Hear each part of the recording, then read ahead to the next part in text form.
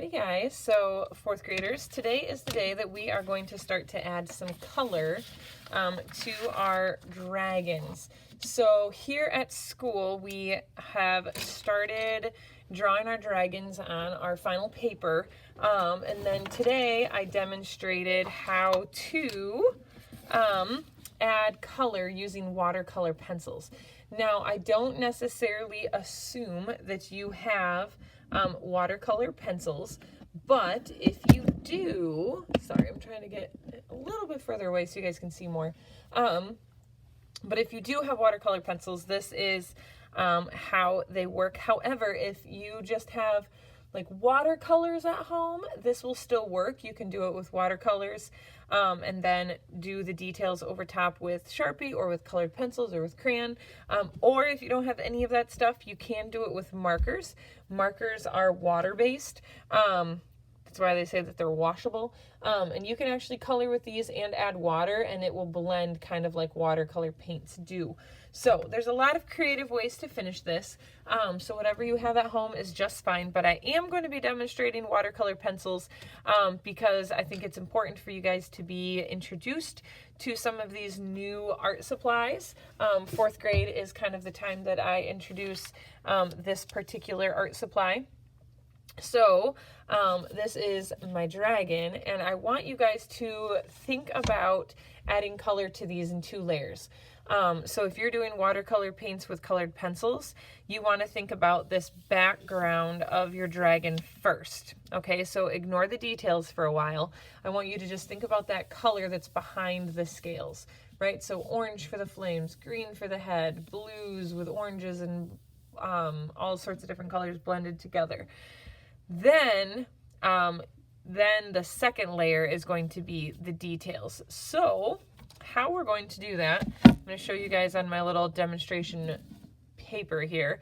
I have my watercolor pencils, and these are not normal colored pencils. If you notice, if you read on them, they say watercolor pencils. These are not the same as a regular colored pencil, and they're not used by dipping them in water.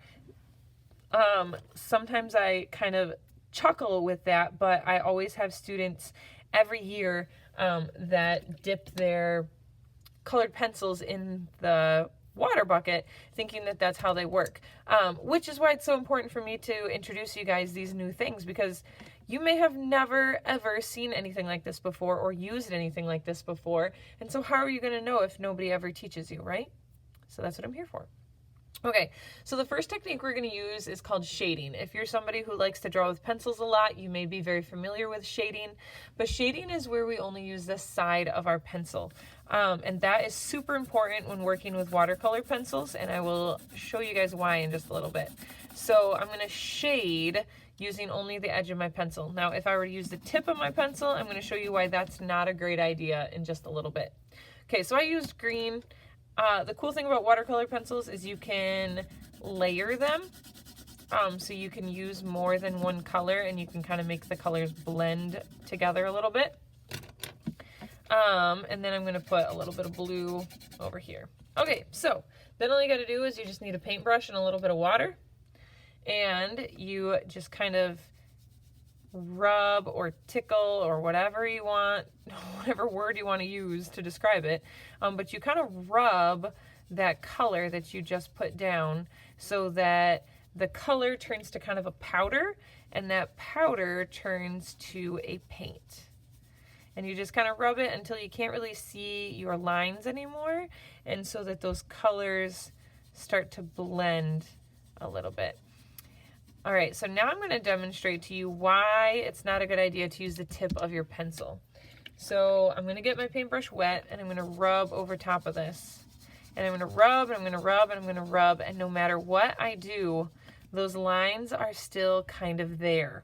Okay, you can see where I demonstrated this to other classes today. I always have students that get so frustrated because they end up with these scribble lines and they don't end up with these nice areas of just smooth color.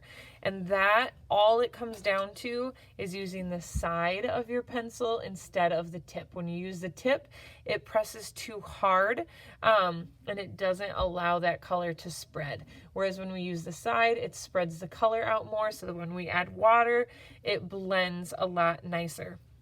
Okay, so then all you have to do is wait for it to dry, and then once it's dry, you can just take a dry pencil. And this is where, if you have a watercolor tray and you just have regular colored pencils, you can still do this, because you can paint this solid background with your watercolor paints, let it dry, then you guys can get out your regular colored pencils or a Sharpie or a crayon or whatever, and you can go ahead and do these details over top. So I always like to demonstrate with scales, because when I think of dragons, I think scaly creatures, right?